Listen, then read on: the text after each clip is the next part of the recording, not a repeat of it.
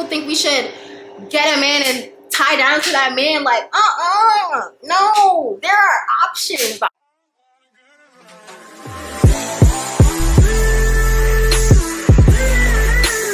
Hey everyone, welcome back to another video. And if you're new to my channel, hi, welcome. I'm Nandria.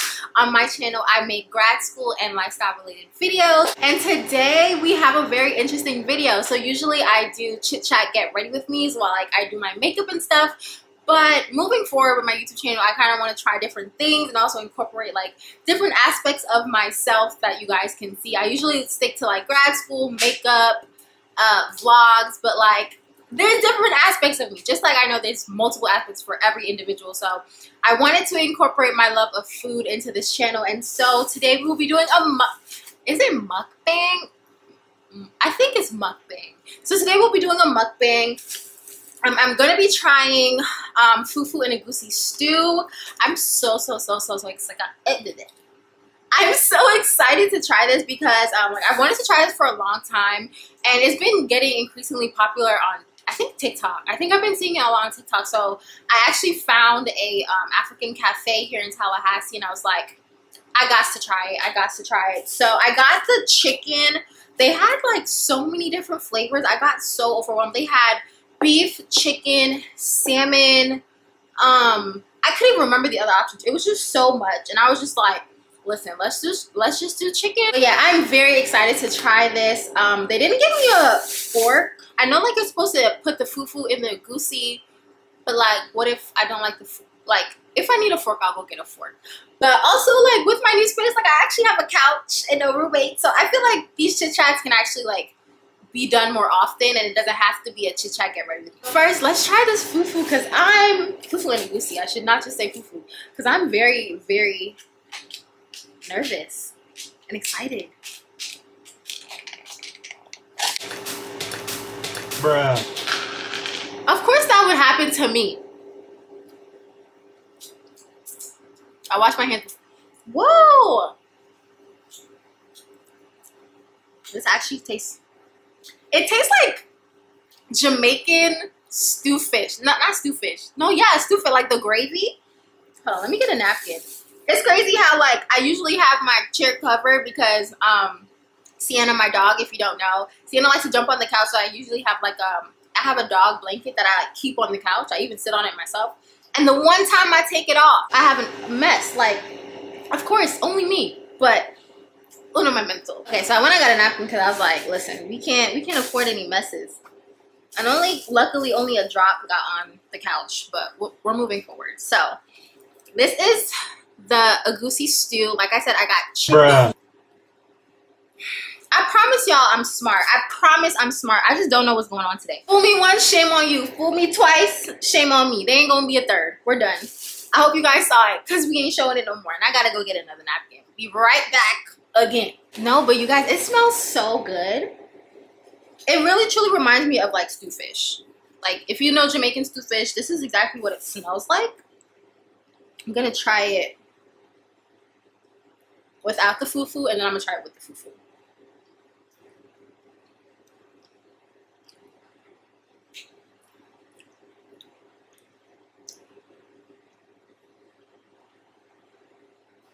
I feel like I'm not supposed to just eat the stew alone. If that's like culturally disrespectful, I apologize, but like that's really good. Let me try with the chicken. Yeah, I can literally just demolish this. Wow, that's really, I think what's really making it hit even more is that there's very little culture in these college towns. So when you find like really good seasoned food, you basically hit the jackpot. All right, here's the fufu. I can show y'all this. Now I know a lot of people talk about there's a certain way you're supposed to eat it, but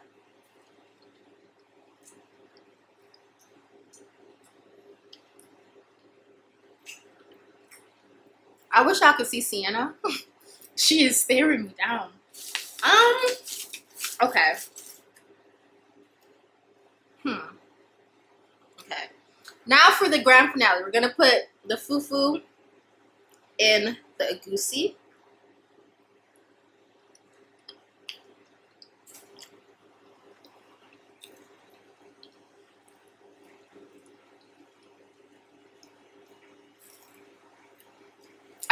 part of my confusion is I don't know what the fufu is supposed to taste like. Maybe let me get a bigger piece. Let me try and get chicken with it. So I'm like grabbing it, putting like the stew in the fufu, if that makes sense.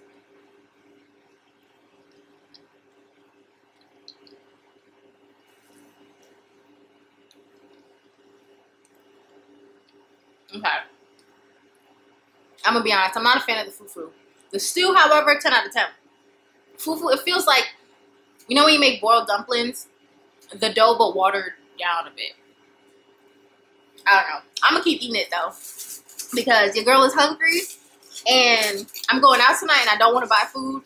I mean, I already bought food, but where I'm going, the food would have been more expensive. So we gotta fill up so we don't buy up.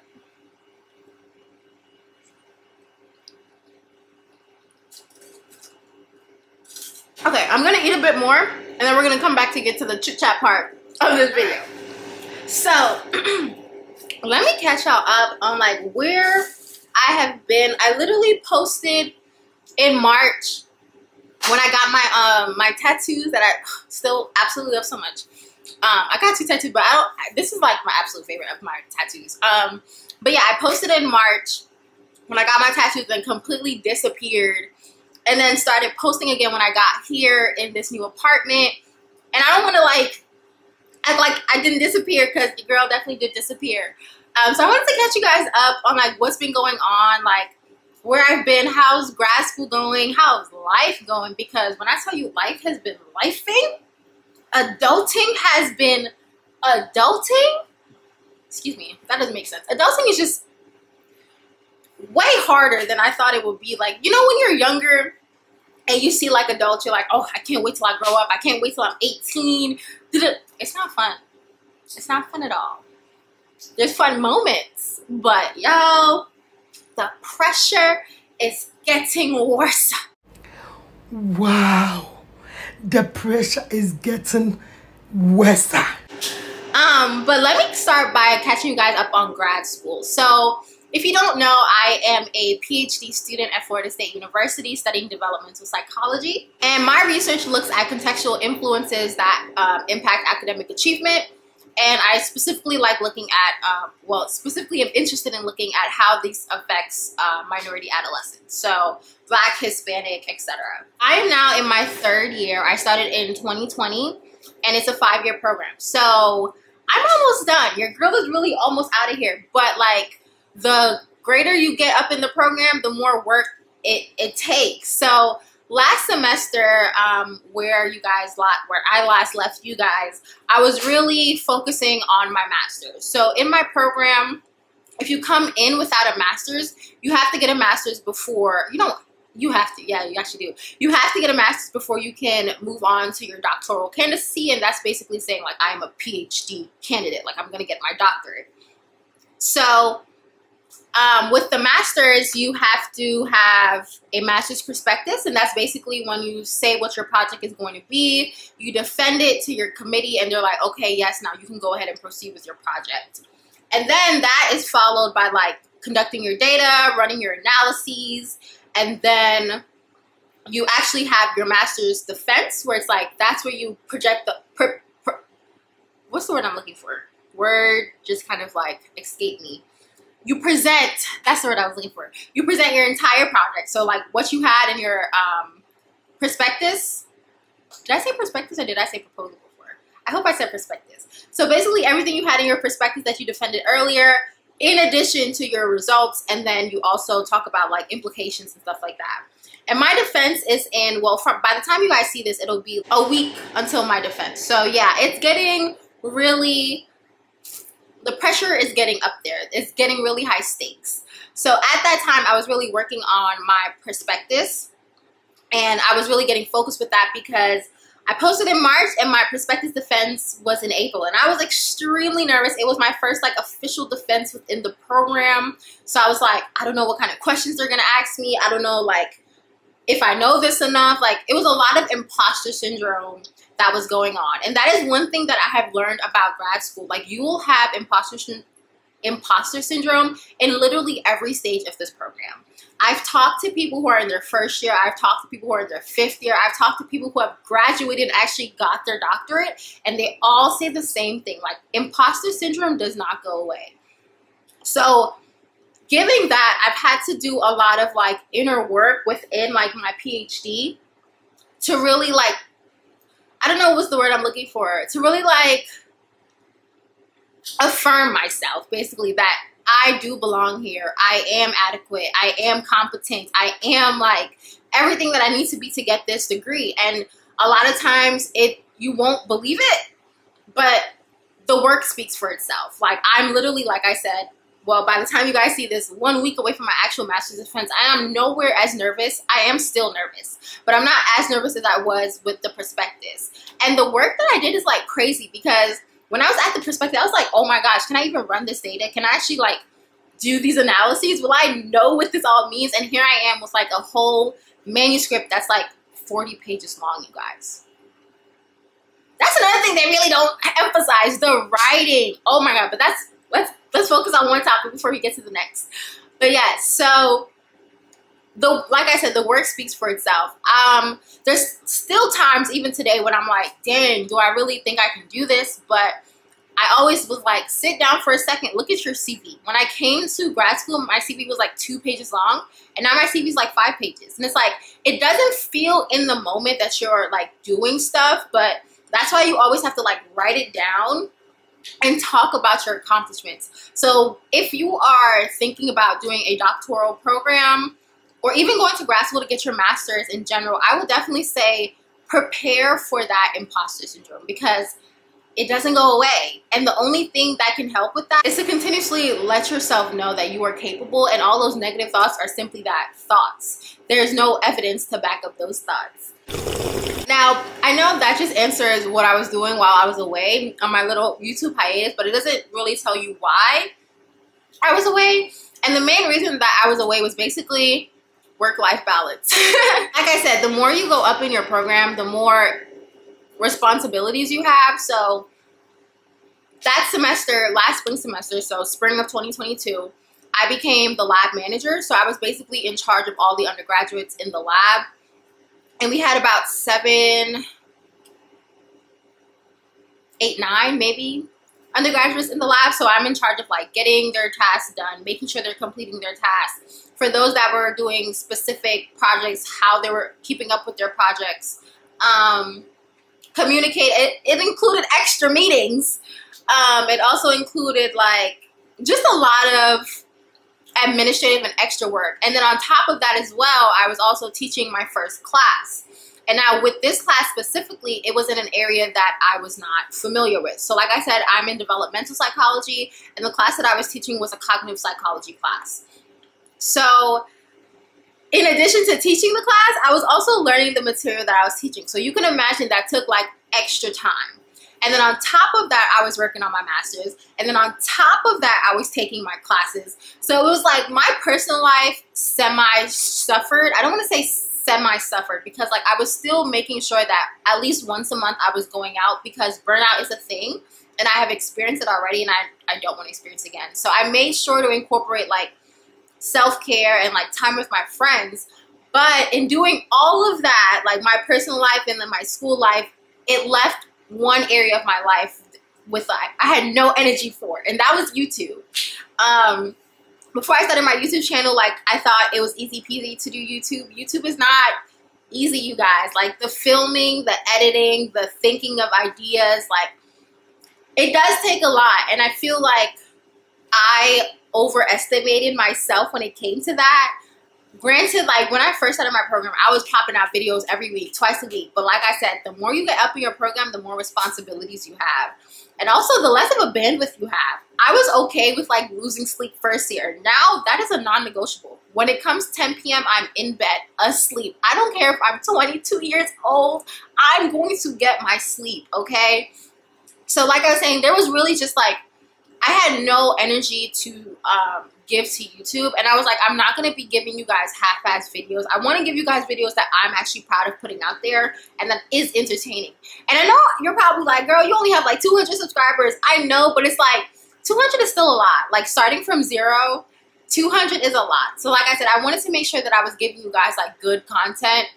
And I was tired of also doing the same videos. Like I didn't have money to be constantly doing hauls. I didn't want to keep doing my makeup. And that's another reason why I'm like trying to do this chit chat mukbang, to just explore some new content for my channel. So like I was saying, please, please, please, it would be so helpful if you guys like comment things you like seeing, topics you want me to discuss, because I am not one to hold back. I'm gonna keep it real. I'm gonna keep it 100. So if you want me to talk on something and you want a real honest opinion, just make sure to comment that down below, and I will definitely add that to like the list of things that I have. But you guys, I can even show you the, trust me, like even though I was away not putting out videos, I'm like, okay, when I get back on YouTube, what do I want to do? And I'm going to show you guys like the different things that I came up with, or I should say how many things I came up with.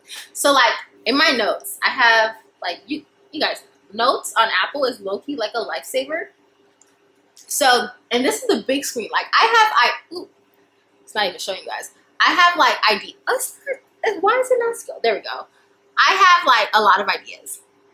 And I know like realistically everything will not get like executed, but I promise you guys, like I'm really trying to grow this YouTube channel and give you guys 100%, not really like half-ass it, how I felt like I was doing last semester. So yes, your girl has been working on herself, working on her education, working on her self-care. Like that's all that I've been doing in the time that I have been away. So like I said, I wanted to make sure that when I come back on YouTube, I'm saying come back like a girl. Anyway, manifesting a successful YouTube channel for myself. But yeah, I wanted to make sure that when I came back, I was at 100 and I wasn't giving you guys the same content over and over again. So that's the main reason why I didn't really post videos. And on the topic of like work-life balance, it is very hard in grad school to manage work-life balance, simply because, and I also want to preface, especially when you're young, because a lot of people in my program, honestly, up until last year, I was the youngest in my program. I was 20 when I started my program, and the youngest was 25. Everyone else was like in their late 20s, early 30s. They had kids, they had families, they like did multiple master's programs already. So I really felt like I couldn't really connect, as well as like, what's the word I'm looking for? Yeah, basically connect. I felt like on a certain level, on a social level, I really couldn't connect with my colleagues and my peers, simply for the fact that there was this big age difference, and on top of that, life difference, like life experience difference. I didn't have kids. I was in my early 20s. Like I was thinking about turning 21 so that I can drink. Like very different priorities. So as I started gaining like friends outside of school, it was just like, I know y'all want to hang out every weekend, but I got this work to do for school. And so it was really like can't fit in at school, don't 100% fit in outside of school. You got to find that in between. So finding a balance between work and school was really something that I was really working hard on, because I don't want to be like at this end of this program and saying, yeah, I got a PhD, but I have no like real experiences in my early 20s. Like I don't want to devote my early 20s solely to this PhD. I want to have experiences. I want to mess up and make mistakes that people make in their early 20s. I want to like live life as well, you know? So I was really trying to maintain like my self-care and everything, as well as find that work-life balance. But I truly think I gained like a lot of life lessons, and I truly feel like I'm better for it. But speaking on life lessons, y'all, speaking on life lessons, let's talk about dating in your early 20s. I know that was a big jump from like grad school, my professional side, to like my dating side, but it's a part of my life. Like I'm 22. I'm an early 20-something, and dating is a part of that. In my experiences, I feel like people don't really talk about dating when it comes to like your early 20s. Like they talk about dating to marry, and they like, you know, you're in high school, you have a little boyfriend and girlfriend, but like I really mean like dating. So for women, a lot of times we receive a lot of backlash when we date multiple men. But and like I said, I'm gonna keep it real and transparent with y'all. I feel like there's no issue with like dating multiple men. Like I understand people start saying like if you start intermingling like sexual relationships, then it becomes a problem. But I feel like if you're simply going on dates, figuring out what you like, figuring out what you don't like, there is nothing wrong with that. I feel like people think we should get a man and tie down to that man like, no, there are options. The options are limitless. Unless like you really feel like this person has all the qualities that you're looking for and it can truly help you grow as a person and you can help them grow as a person, then I'm like, 100% girl, go get cuffed. Go sit down and live your married life with that man. But like I said, if you haven't really had much experiences like dating, like being in a relationship, I 100% push dating. Like, I don't know about those dating apps because, girl, I have tried those dating apps and those dating apps are the trenches. The trenches. I ain't gonna lie. I tried Hinge and I tried Bumble. Biggest mistake of my life. Bumble is the worst of the worst. Like, Tinder, you already know no one's really on there for dating. So it's like, where are you supposed to find these men? Like, another thing that played a part in this, when I came to Tallahassee, it was 2020, which means it was COVID. So the dating apps were the only things that I really could use to like meet men. But child, it still was like, ooh, girl. But yes, I think me personally have definitely benefited from those experiences where I was like sticking to one man, because it really showed me why I shouldn't be sticking to one man. But it also has prepared me for like intentional dating. And I think that's the stage of my life that I am in now. Because y'all, I went home for the summer. And also that was like the first time I was really home for a while since like 2020, which was crazy to me. But I went home in the summer and my grandmother was like, so where's your boyfriend? And I'm like, ma'am, these men out here, it's scary. It's scary. And I was literally like telling my grandmother, catching her up on like all the men that I had dates with, and like it was bad. But she was also another kind of like catalyst to help me realize that like you really need to be intentionally dating at this stage, like in your early 20s, because for one, these men ain't got nothing for real. So it's like you can't be like, I'm dating a man with a lot of money, because babes, these men are broke men. Broke boys. I'm sorry to say it. You have your few here and there. They're probably like scammers. You have your few here and there, but like majority of men in their early 20s are broke. So you can't really say that you want to date men with money. You can't really say that you want a man that has all his stuff together. We're in our early 20s.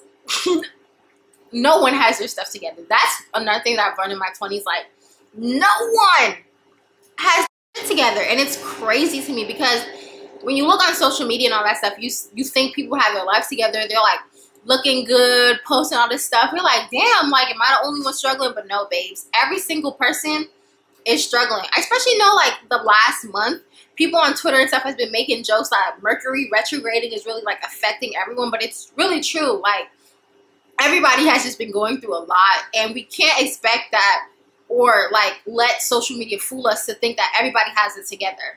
And also, like, if you go into a relationship with a mindset that, oh, this person has it together, they're gonna help me like that, I feel like that is a loss on your part, because you shouldn't go into a relationship expecting the other person to make you better. So yeah, like dating in your early 20s, it's like really and truly for figuring out what you like and what you don't like, so that when you're really dating, like, I want to get married or whatever your goal might be when it comes to like a relationship with a significant other, you can kind of weed out the people who aren't really about anything that you're on or who isn't matching your energy, versus like in your early 20s, this is the time to mess up.